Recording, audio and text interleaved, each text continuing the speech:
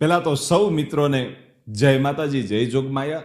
હું છું આપનો લોક સાહિત્યકાર લાખાભાઈ રબારી.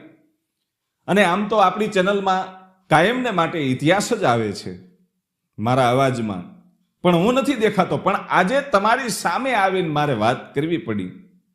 શું કામ? મને આજ દુઃખ બહુ થયું છે.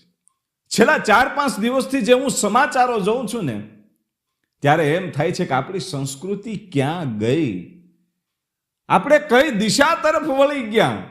અને ક્યાંક ને ક્યાંક મને એવું લાગે છે કે સંત દેવાયત પંડિતની ભવિષ્યવાણીઓ પણ અહીંયા સાચી પડે છે.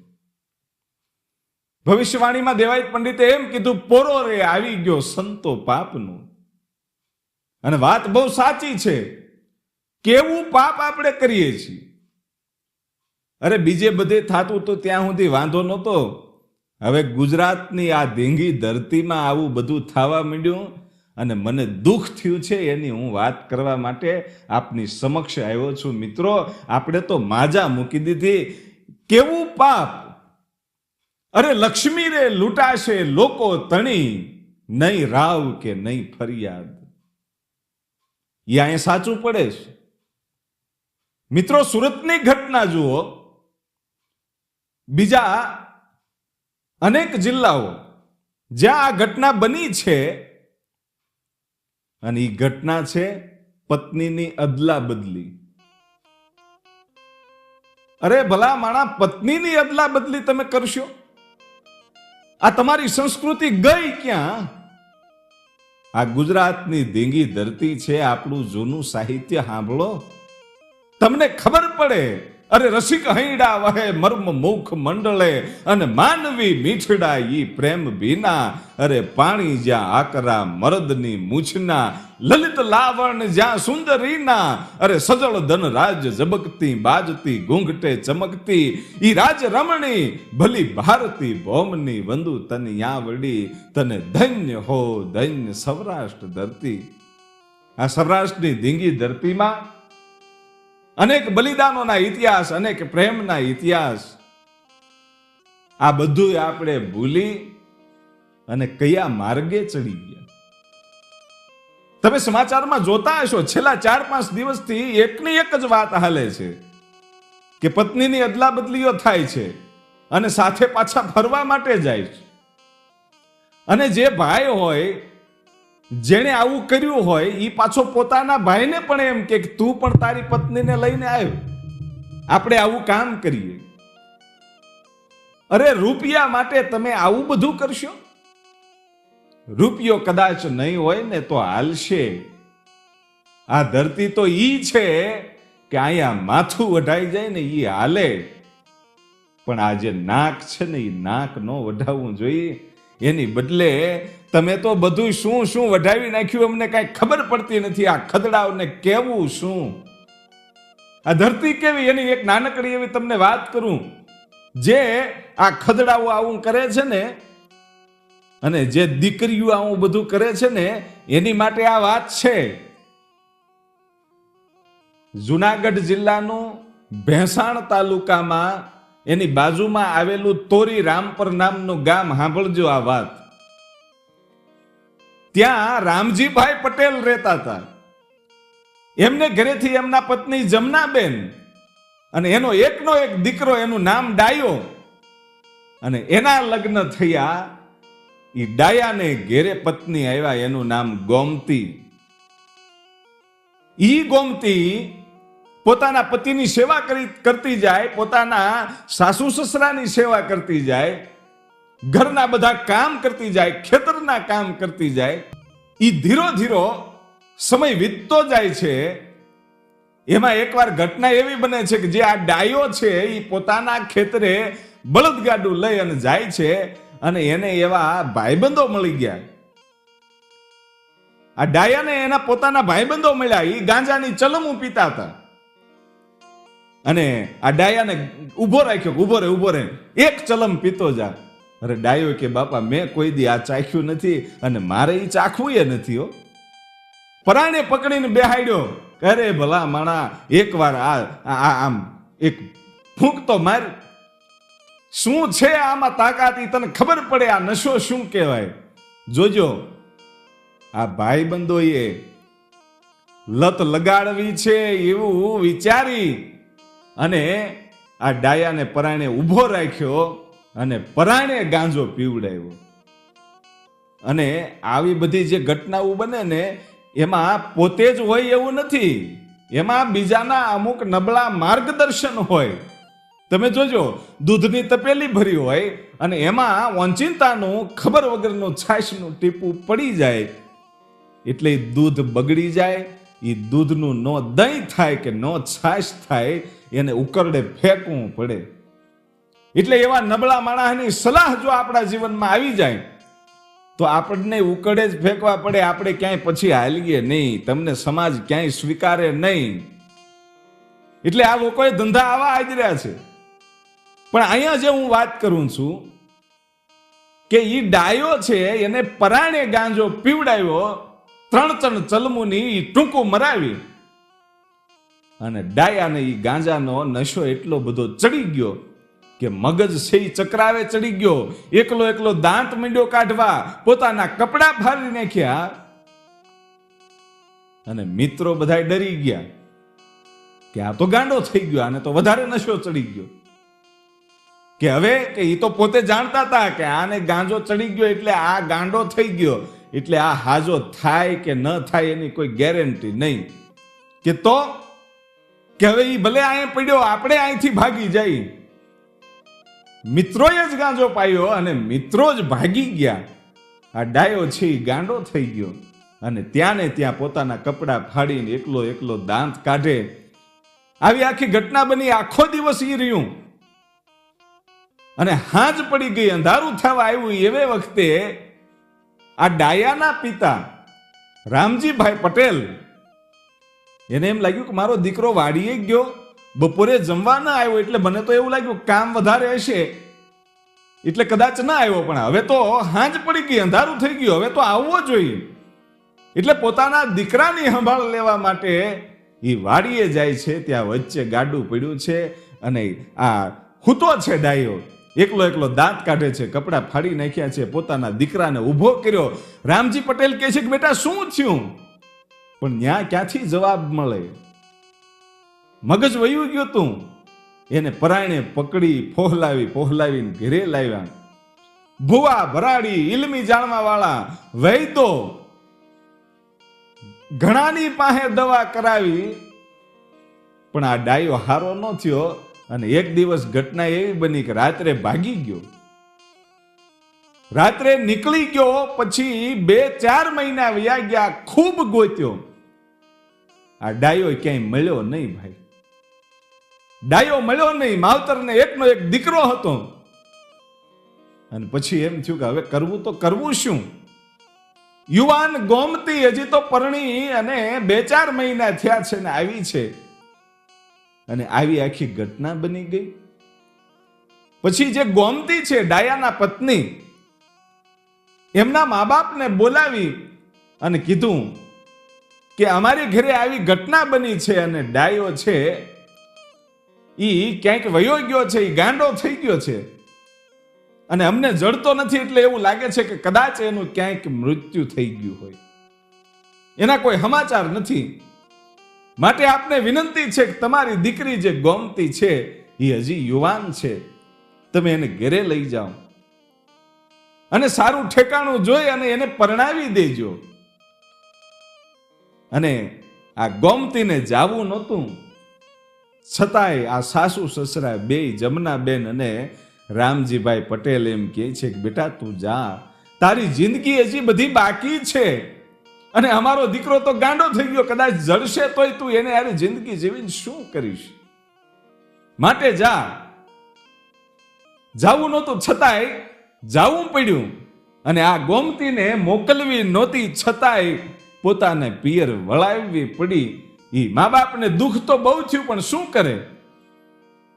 અને પછી ઘટના એવી બને છે કે પિયરમાં તો ગોમતી વહી જાય છે અને સમય જાતા અમરેલીની બાજુનું એક ગામ ધારંગડી, અને ધારંગડી ગામમાં એક થોડોક મોટી ઉંમર વાળો માણસ ભવાન પટેલ, અને એ અડધી જિંદગીએ એના પત્નીને માંદગી આવી અને ગુજરી ગયેલા ને એને કોઈ સંતાન નહોતું.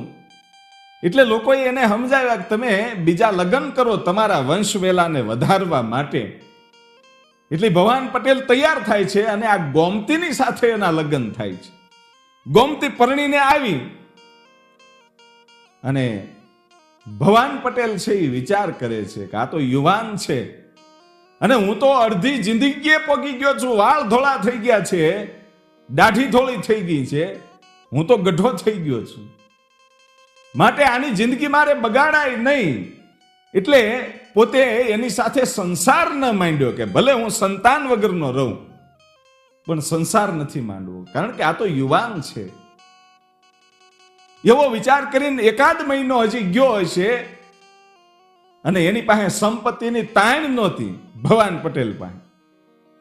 પણ એક વખત આ ગોમતી છે ઈ ધારંગડી ગામના પાદરમાં પાણી ભરવા માટે જાય છે અને એ વખતે આ ગાંડો થઈ ગયેલો ડાયો રામજી પટેલનો દીકરો ઈ એને હામો મળે છે.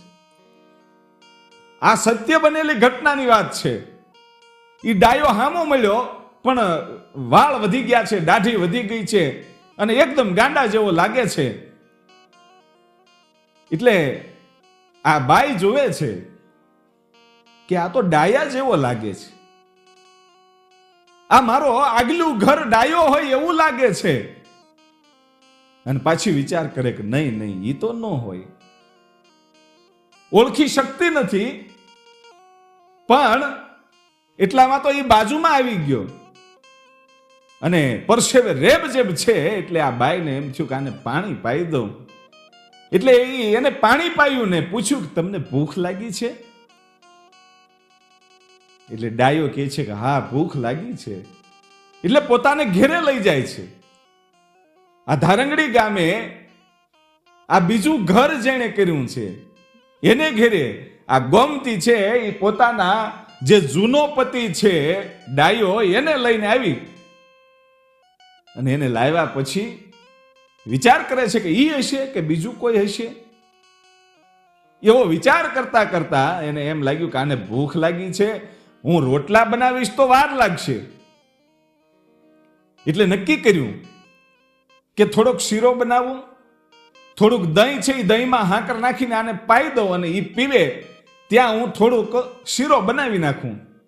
એટલે એલચીનો પાવડર છે એ દહીંમાં નાખી અને થોડીક હાકર નાખીને ગોળવું બનાવી અને આ ડાયાને આપ્યું અને આગલા દિવસનું એ ખાટું દહીં હતું અને એ હજી આ પીવે છે એટલામાં શીરો બનાવી અને ગોમતી દઈ ગઈ અને શીરો ખાધો અને પેટમાં ટાઢક થઈ અને ખાટું દહીં પીવાના કારણે આના નસીબ કાંઈક જોર કરતા હશે ડાયાના કે એનો જે નશો છે ગાંજાનો એ ધીરે ધીરે મીંડો ઉતરવા ભાઈ અને ઊંઘ મળી આવવા.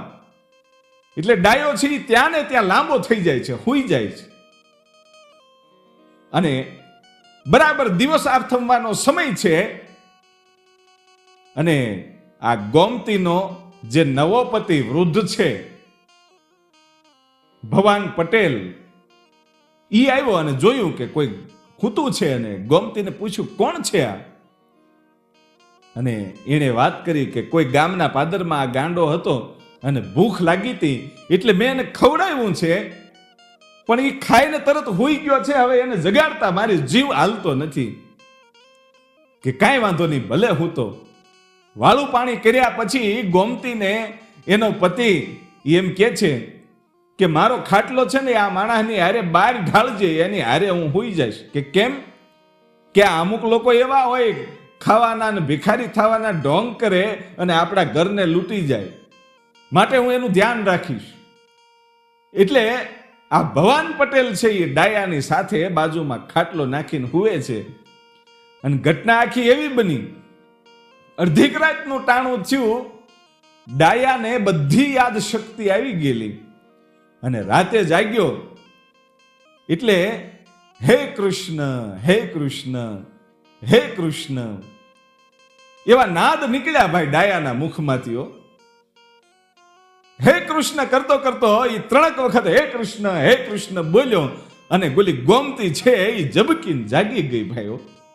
ગોમતી ઝબકીને જાગી ગઈ. શું કામ? કે આ મારો ડાયો જ છે, બીજું કોઈ નથી. ઓળખી ગઈ કે મારો ડાયો છે. રાતે જ્યારે જાગી જાય ને ત્યારે આ શબ્દ એના મોઢામાંથી નીકળ્યો, હે કૃષ્ણ નીકળતું ઈ જ આ ડાયો છે. પણ હવે તો બીજાના ઘરમાં પરણીને આવી ગઈ છે. હવે શું કરવું વિચાર કરે છે. અને ઈ હરખી નિંદર આવી ન આવી આખી રાત ગઈ અને હવાર પડ્યું. ડાયો જાગ્યો, ભવાન પટેલ જાગ્યા અને ભવાન પટેલને આ ગોમતી છે એ હાદ કરે છે અને કે છે કે ઓલો જે જુવાન છે ને, ઓલો ગાંડો છે ને, કે હા, કે એને પૂછો ને ઈ તોરી રામપર ગામનો છે,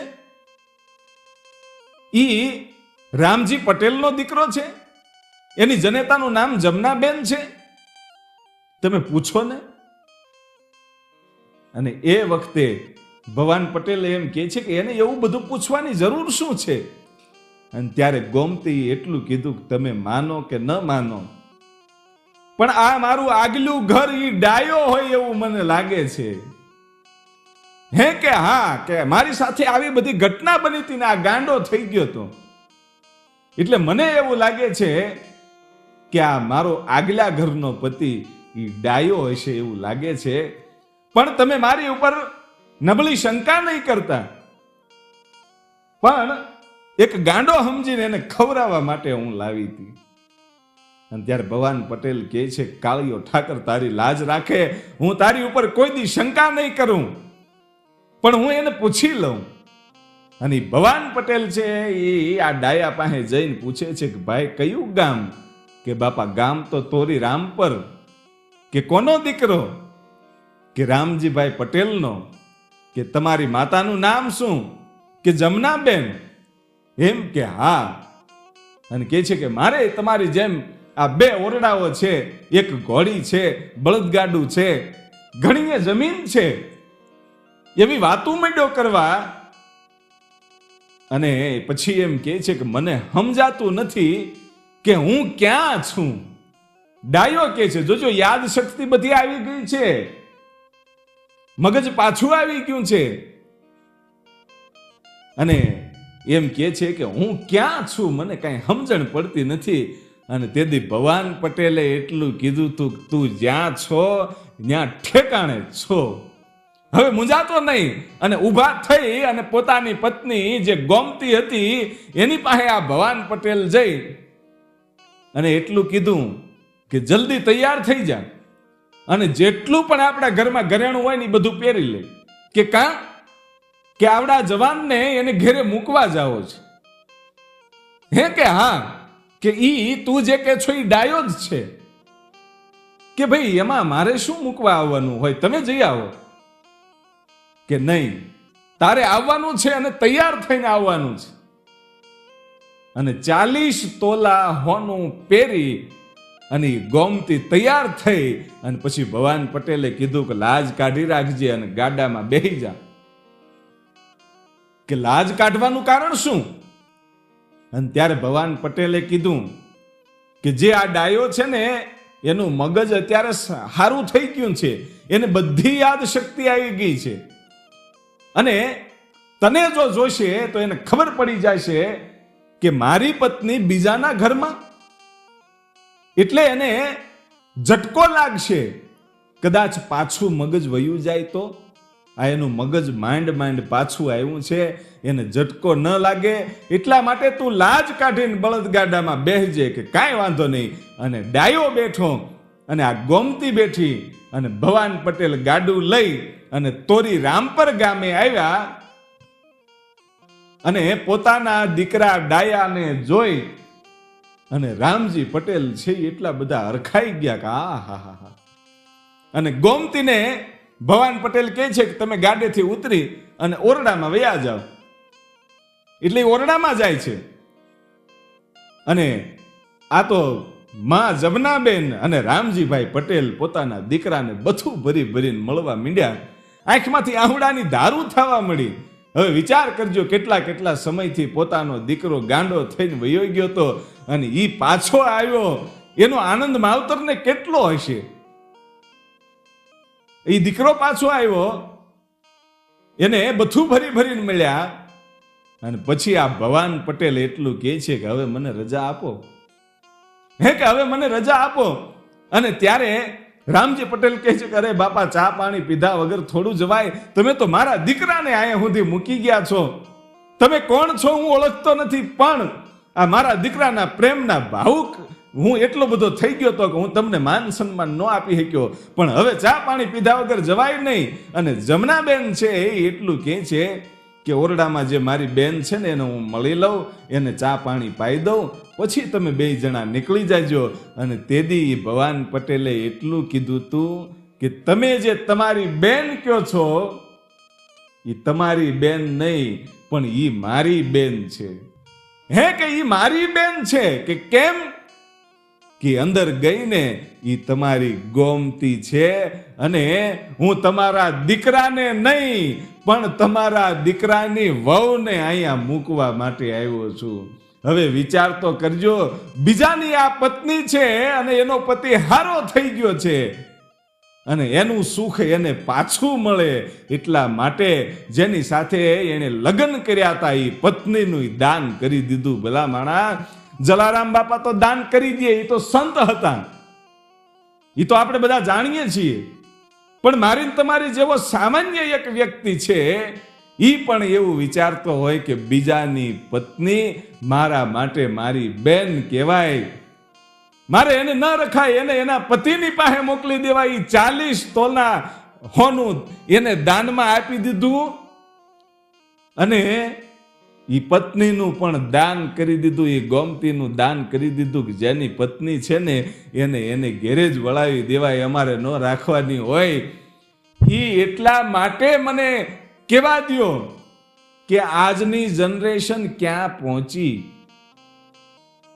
આ ઇતિહાસની વાત તમને એટલા માટે કરી કે આજના સંસ્કારો ક્યાં ભૂલાઈ ગયા. આ આપણો દેશ હતો, આ આપણું ગુજરાત હતું, અને આજે એક થોડાક પૈસા માટે તમારી પત્નીને તમે બીજાની સાથે મોકલી દો, બીજાની પત્નીને તમારી સાથે રાખો, અને બધાય સાથે રહી અને કપલ ફરવા માટે જાય, અને એકબીજાની પત્નીની અદલા બદલી કરી અને મોજ શોખ કરો છો. અરે આ ખદડીના પેટના કહેવાય, આને શું કેવું? આ ખદડાવને હું કેવું કે તમે તો હવે માજા મૂકી દીધી છે. હવે તો કળિયુગનો અંત આવી જાય તો હારું, આ દુનિયામાંથી આપણે બધા મરી જઈએ તો હારું, એમ થાય છે. આટલી બધી લાજ શરમ મૂકી દીધી ભલા માણસ. કેવી ઘટનાઓ બને છે. અરે આજ સુધી તો એવી ઘટનાઓ સાંભળી હતી કે બળાત્કારો થાય,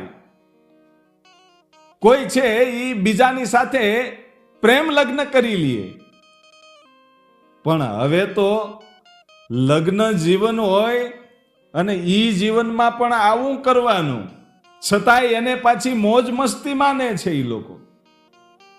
અરે ભલા માણા, તમારી હારે 4 ફેરા ફરી અને આવેલી પત્ની, એની હારે તમે આવું કરો છો, અને પાછી પત્ની એવી. હવે એને ડાયું કેવી કે હું કેવી, ડાય કેવી કે ડાયન કેવી, કાંઈ સમજાતું નથી ભલા માણસ. આના કાંઈ વખાણાઈ ન કરાય ને. આની ઘેરે જે દીકરા થાય ને ઈ ત્યાં કાંઈ લેવાનું ન હોય ભાઈ, ત્યાં આવું જ બધું હોય. એટલે આવી બધી વાતો સાંભળવી છે ત્યારે દુઃખ બહુ થાય છે. પણ મિત્રો, હું ક્યારે આપની સમક્ષ આવતો નથી, અને હંમેશા આપણી ચેનલમાં ઇતિહાસ જ આવે છે અને ઇતિહાસ જ આવશે. અને આ તમારી સમક્ષ આવીને પણ મેં એક ઇતિહાસની જ વાત કરી, પણ એમાંથી સમજવા માટે આપણને એવું મળે છે કે બીજાની પત્ની હોય એ પોતે રાખે નહીં અને એના ઘર સુધી વળાવી દે. એ આપણી સંસ્કૃતિ હતી, અને એને ભૂલી અને આપણે ઊંધા રવાડે ચડી ગયા છીએ. એટલે હંમેશાને માટે કથાઓ સાંભળજો, ભજન સાંભળજો, અને ઇતિહાસ સાંભળજો, અને તમારા સંતાનોને સંભળાવજો, જેથી કરી અને આવા જે લક્ષણો છે ને એ આપણા બાળકોમાં ન આવે એનું ધ્યાન રાખજો. ઓછા ભણે ને તો હાલશે, શિક્ષણ ઓછું મળશે તો હાલશે, પણ સંસ્કાર તમે પૂરેપૂરા આપજો. બસ આટલું જ કહેવું છે. અને હવે પછી એક નવા ઇતિહાસ સાથે આપણી ચેનલમાં મળીએ છીએ. ત્યાં સુધી જય માતાજી, જય જોગમાયા.